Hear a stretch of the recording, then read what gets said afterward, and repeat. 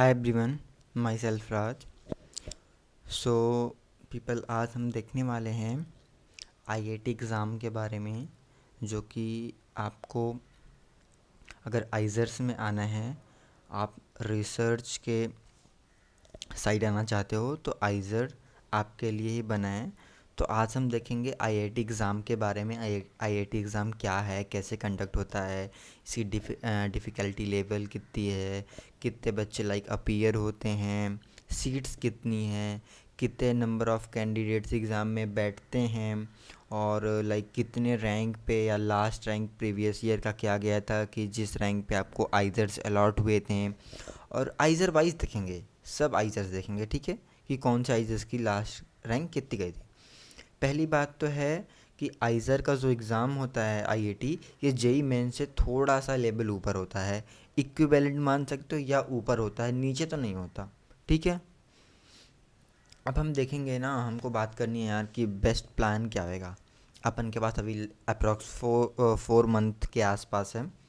अपन का इसका एग्ज़ाम थोड़ा लेट में होता है ना, तो इसलिए आप मान सकते हो कि इसका एग्ज़ाम होएगा आपका जेई मेंस के सेकंड अटेम्प्ट के बाद होएगा। तो आपके पास डेफिनेटली टाइम्स हैं, आपको बिल्कुल पैनिक नहीं होना है। हम आराम से बात करेंगे प्रिपरेशन कैसे करनी है एंड ऑल। यार, आप अगर जेई या नीट की प्रिपरेशन कर रहे हो या उसके साथ ही इसको भी बैलेंस करना चाहते हो, तो कुछ भी आपके लिए डिफ़िकल्ट नहीं होएगा। सिलेबस ऑलमोस्ट सब कुछ सेम होता है। बस आपको करना ये है कि आपको इसके क्वेश्चंस प्रैक्टिस करने के लिए आपको जो प्रीवियस ईयर के क्वेश्चंस अच्छे से प्रैक्टिस कर लेने हैं, और इसके मॉक टेस्ट आप डेली देते रहो एक एक। अगर आप ऐसा कर लेते तो डेफिनेटली आप सफिशिएंट हो यार। एक गुड इनफ स्कोर बहुत आराम से आईआईटी एग्ज़ाम में कर सकते हो, कुछ बहुत ये नहीं है। देखो, मैं बताता हूँ कि बच्चों को लगता है कि आईआईटी एग्ज़ाम इज़ डिफ़िकल्ट और इजी। रियलिटी जो है ना यार, ये एक मीडियम लेवल का एग्ज़ाम है, ना ही बहुत हार्ड है ना ही बहुत इजी है, ठीक है। आप ये मान सकते हो कि ये इक्विवेलेंट है जेई मेंस का जो एग्ज़ाम होता है ना, आप मान सकते हो उसके इक्विवेलेंट है। बट हाँ, कुछ क्वेश्चंस इसमें अच्छे, आईआईटी एग्ज़ाम में कुछ क्वेश्चंस काफ़ी कंसेप्चुअल आएंगे ना। 25% जो क्वेश्चंस होंगे थोड़े कॉन्सेप्चुअल्स होते हैं, जहाँ पे आपको थोड़ा सा ज़्यादा दिमाग लगाना पड़ सकता है एंड ऑल। बाकी इसका लेवल काफ़ी इजी होता है, like as compare to JEE Mains एकदम सिमिलर होएगा। आपको ज़्यादा कुछ भी एक्स्ट्रा एफर्ट नहीं मारने, ठीक है। आपको बस अच्छे से पीवाईक्यू करने हैं, और इसके मॉक टेस्ट आप ज़रूर से ज़रूर प्रैक्टिस कर लोगे तो डेफिनेटली आप बहुत अच्छा स्कोर कर सकते हो आईआईटी एग्ज़ाम में। आपको एक्स्ट्रा ऑर्डिनरी करने की कोई नीड नहीं है कुछ भी।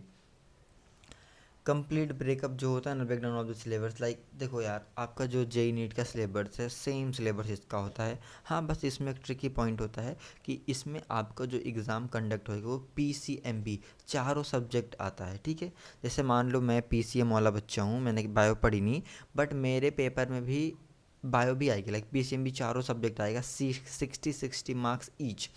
तो इसमें ऐसा नहीं होता कि आपको कंपलसरी ये करना, बायो भी नहीं।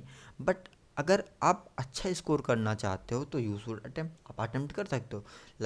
यहाँ पे क्या है ना कि उन बच्चों को थोड़ा सा बेनिफिट मिलता है जो पीसीएमबी वाले होते हैं, बिकॉज वो चारों सब्जेक्ट अटेम्प्ट करते हैं, तो उनके नंबर आने के जो चांसेस होते हैं ना, अच्छे नंबर काफ़ी ज़्यादा अच्छे आते हैं एज़ कम्पेयर टू पीसीएम और पीसीबी वाले बंदे।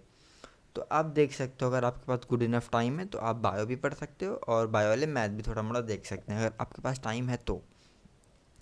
सबसे इंपॉर्टेंट स्टडी मटेरियल आपको फॉलो क्या करना है यार, सबसे इंपॉर्टेंट चीज़ मैं बताता हूँ। देखो, सबसे पहला चीज़ है आपको प्रीवियस ईयर जो है आपके पास बेस्ट ऑप्शन, उससे बेस्ट कुछ नहीं है, और आपको कहीं इधर उधर भागने की नीड नहीं है। आप आइज़र.ac.in, आइज़र के ऑफिशियल साइट पे जाओगे ना, तो आपको प्रीवियस ईयर पेपर जो हैं, वहाँ पे 5 ईयर्स के प्रीवियस ईयर पेपर में भी अवेलेबल होते हैं, तो आप उनको डाउनलोड करो एंड सिक्वेंसली सॉल्व करते जाओ। आपके लिए पहला चीज़ तो बेस्ट है, वो होना चाहिए। दूसरा, आप आइज़र्स के ना मॉक टेस्ट की बुक्स आती है, आप या तो वो ख़रीद सकते हो या आप ऑनलाइन भी दे सकते हो, जैसे आपको कंफर्टेबल पड़े आप वो कर सकते हैं। सेकंड चीज़, आपका ना गुड अंडरस्टैंडिंग होना चाहिए ऑल टॉपिक्स। आपके ना थोड़ा कंसेप्चुअल बिल्डिंग होना चाहिए टॉपिक्स पे, कंसेप्चुअली आप समझे रहो टॉपिक तो आपके लिए बेस्ट होगा, कहीं पे भी आपको प्रॉब्लम नहीं आने वाली अगर आप कॉन्सेप्चुअली स्ट्रांग हो तो। देखो फिर आगे आता है practice test and giving mock test. आपको टाइम बाउंड मैनर में प्रैक्टिस करना ही पड़ेगा, आप इसको एकदम हल्के में नहीं ले सकते। यार जेई मेंस लेवल का एग्ज़ाम है, कुछ क्वेश्चंस अच्छे भी होते हैं, तो आपको टाइम बाउंड प्रैक्टिस तो करना ही पड़ेगा, कोई दूसरा ऑप्शन नहीं है, ठीक है। काफ़ी इम्पॉर्टेंट है। और आपको मॉक टेस्ट देना है, अगर देखो मॉक टेस्ट आप देते रहोगे तो आपके लिए बहुत फ़ायदा है, वरना नहीं दोगे तो देख लो फिर क्या ही होगा। लाइक होता ना, एक दिन एग्ज़ाम के पहले कुछ समझ नहीं आता क्या करना है क्या नहीं, लाइक सब कुछ तो लर्न होता है, बट आप जब एग्ज़ाम हॉल में जाते हो तो आप ना उस चीज़ों को लाइक होता ना कि अप्लाई नहीं कर पाते हो, वो चीज़ आपकी एप्लीकेबल नहीं रह जाती, आप अप्लाई नहीं कर पाते बिकॉज आपको प्रैक्टिस ही नहीं है आपकी। तो इसलिए बहुत ही इम्पॉर्टेंट है कि आप प्रैक्टिस मॉक टेस्ट की अच्छे से करें, ठीक है, टाइमली टाइम बाउंड मैनर में प्रैक्टिस करते हैं। नेक्स्ट चीज़ है, देखो ये तो बताने की नीड ही नहीं है, अगर आप लिटरली सीरियस एस्पायरेंट्स हो जेई या नीट्स के या फिर आइज़र के या फिर नाइज़र के, तो डेफिनेटली आपको पता ही होगा कि रिवीजन तो यार बहुत ही इम्पोर्टेंट की होता है। ऐसा नहीं है कि आप सब पढ़ते जा रहे हो रिवीजन नहीं कर रहे हो तो आप बहुत अच्छा स्कोर कर लोगे, नहीं। रिवीजन इक्वली इम्पॉर्टेंट होता है, जितना आप नया सीख रहे हो उससे ज़्यादा इम्पॉर्टेंट होता है कि आप पुराना रिवीजन भी करते जा रहे हो, वरना क्या मतलब आप एग्ज़ाम के दिन जाओ और आपको पुराना कुछ याद ही नहीं रहा, आपने कुछ रिवीजन ही नहीं किया है, क्या मतलब होगा उसका, कोई भी मीनिंग नहीं निकलता। तो रिवीजन काफ़ी ज़्यादा इम्पॉर्टेंट है। तो आपको ना टाइमली प्रॉपरली, सबसे अच्छी बात है कि टाइमली और प्रॉपरली एकदम प्रॉपर तरीके से अच्छे से सारे कॉन्सेप्ट एंड फार्मूला को रिवाइज करके जाओ, एंड साथ में क्वेश्चंस भी रिवीजन करने होते हैं, लाइक क्वेश्चंस भी साथ में करके अच्छे से समझ के देन जाओ, आपके लिए बेस्ट होएगा। लास्ट चीज़ मैं आपको डिस्कस करता हूँ आपके साथ यार कि लास्ट ईयर में भी जो 2023 हुआ था, देखो यहाँ पे 11 राउंड्स हुए थे, तो मैं आपको 10th राउंड का ऑफिशियल डेटा शो कर रहा हूँ। जनरल का देखो ये आइज़र बहरामपुर है ऊपर में, जो लाइक देख लो ये 3567 पे रैंक क्लोज हुआ था, और तिरुपति का गया था 3470। सिमिलरली ओबीसी एनसीएल में 1634 एंड 1461। ये आपका एससी में लाइक बहरामपुर का लास्ट क्लोजिंग रैंक है 739, एंड तिरुपति में गया था 738। एसटी में देख सकते हो 314 315, ईडब्ल्यूएस में 533। पीडब्ल्यूडी में कोई सीट खाली नहीं थी लास्ट राउंड तक।